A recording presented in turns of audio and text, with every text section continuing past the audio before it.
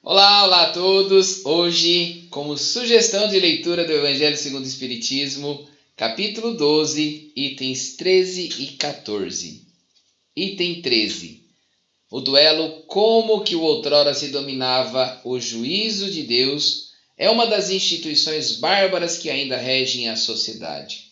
Que diríeis, no entanto, se visseis dois adversários mergulhados em água fervente ou submetidos ao contato de um ferro em brasa, para ser dirimida a contenda entre eles, reconhecendo estar a razão com aquele que melhor sofresse a prova?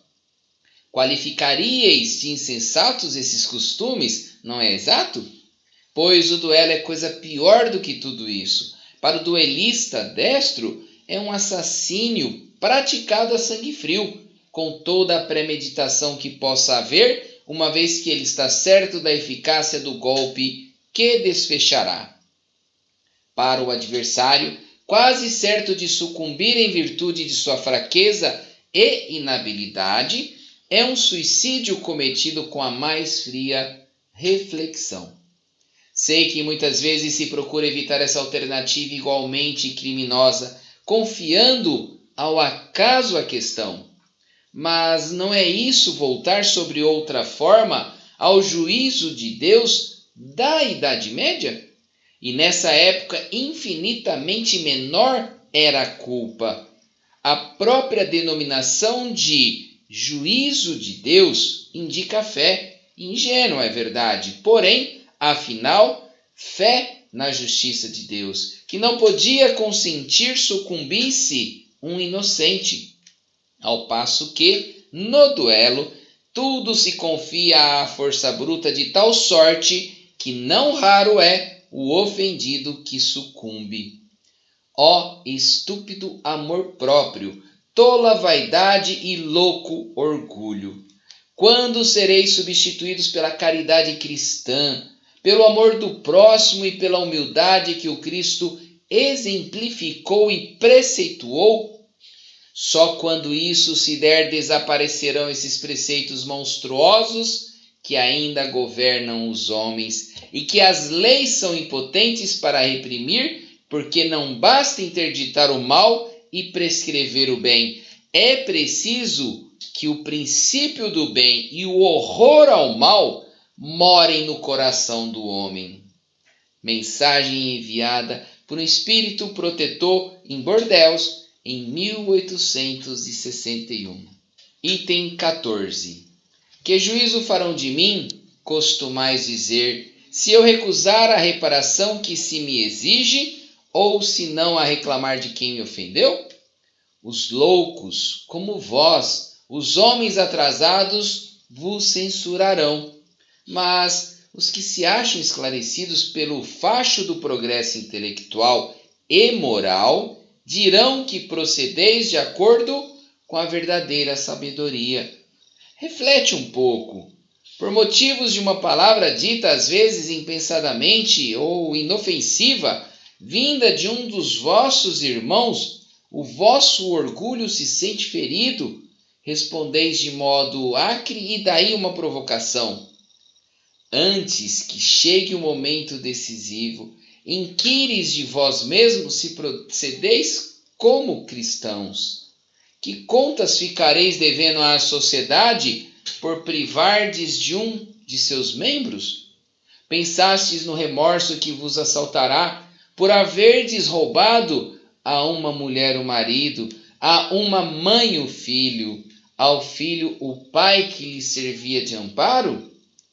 Certamente o autor da ofensa deve uma reparação, porém não lhe será mais honroso dá-la espontaneamente, reconhecendo suas faltas, do que expor a vida daquele que tem o direito de se queixar? Quanto ao ofendido, convenho em que algumas vezes, por ele achar-se gravemente ferido, ou em sua pessoa, ou nas dos que lhe são mais caros, não está em jogo somente o amor próprio.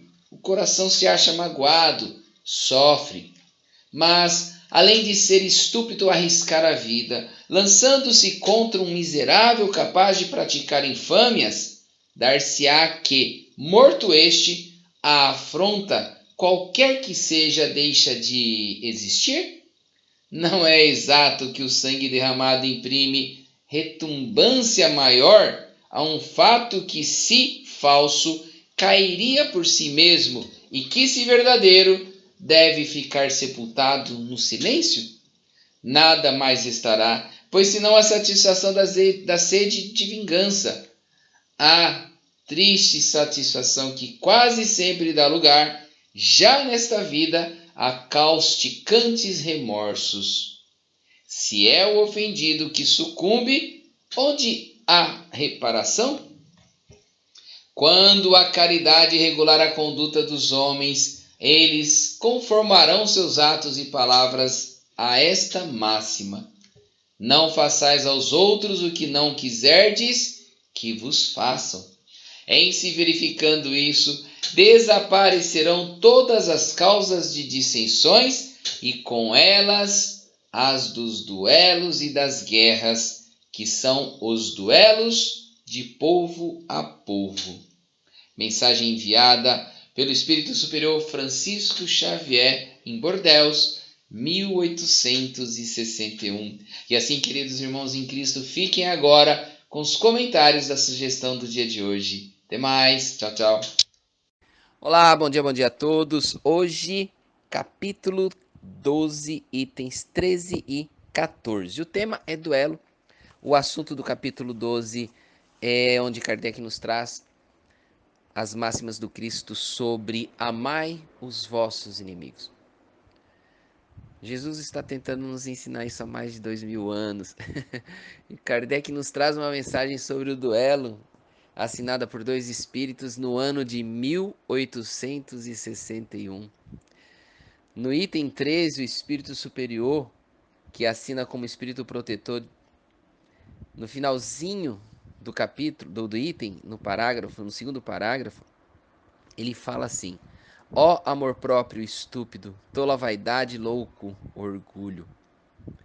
Quando, pois, sereis substituídos pela caridade cristã, pelo amor ao próximo e pela humildade de que o Cristo deu o exemplo e o preceito? Ele faz uma pergunta. E aí a gente fala, pô, 1861, tá antigo não, hein? Esse tema. Amor próprio estúpido. Tola vaidade, louco orgulho. Esses são os motivadores dos duelos lá de 1861. Da época dessa mensagem. E será que não é esse mesmo motivo que faz com que pequenas discussões no trânsito acabam em tragédias? Será que não são esses mesmos motivadores, amor próprio ferido, vaidade, orgulho, que faz com que torcidas organizadas marquem duelos pela internet? Eles marcam local para se encontrar? Não é só torcidas, não. Grupos rivais. Brigas por pequenos motivos, por motivos fúteis, ocorrem por tola vaidade, por orgulho ferido, nos dias de hoje. Quantas e quantas vezes nós escutamos nos telejornais notícias de que, por causa de um assunto bobo, duas pessoas começaram a discutir num restaurante, num bar, e acabou-se em tragédia. A mensagem pode usar o termo duelo, que se você for lá no dicionário você vai ver que é uma pessoa ferida convidando a outra para irem para um lugar público aberto e ali se duelarem. E um deles vai sair vencido, o outro vencedor. E nos dias de hoje ocorre a mesma coisa, só mudou o nome e a motivação é a mesma. Lembremos-nos, estamos em um processo evolutivo, somos seres humanos inferiores moralmente falando.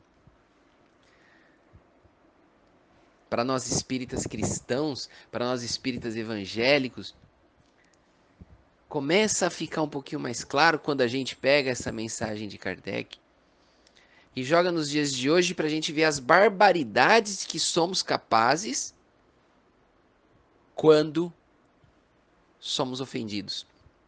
Quando alguém discorda de nossa opinião. Quando alguém coloca uma opinião extremamente desfavorável à nossa pessoa, à nossa postura. Tá, Ronaldo, vamos tirar a palavra duelo, vamos colocar ela aí no nosso dia a dia e vamos observar como nós nos comportamos quando alguém é contrário ali no nosso trabalho. É um opositor aqui na nossa comunidade, no nosso partido político, nosso concorrente comercial. Quando a gente começa a pegar a motivação do duelo de 1861, que é o amor próprio estúpido, tola vaidade, louco orgulho, nós vamos observar que isso é vivo no nosso dia a dia da sociedade atual e continua provocando tragédias. Agora, para nós espíritas que estamos tendo a oportunidade do estudo, nós vamos refletir sobre isso e vamos evitar discussões, vamos evitar impor a nossa opinião, vamos evitar ofender o próximo. Fazendo com que a mensagenzinha ali do item 14 do Espírito Protetor, que assinou como Francisco Xavier, no finalzinho do último parágrafo, ele fala assim: não façais aos outros o que não quiserdes que vos façam. Ele cita a máxima do Cristo.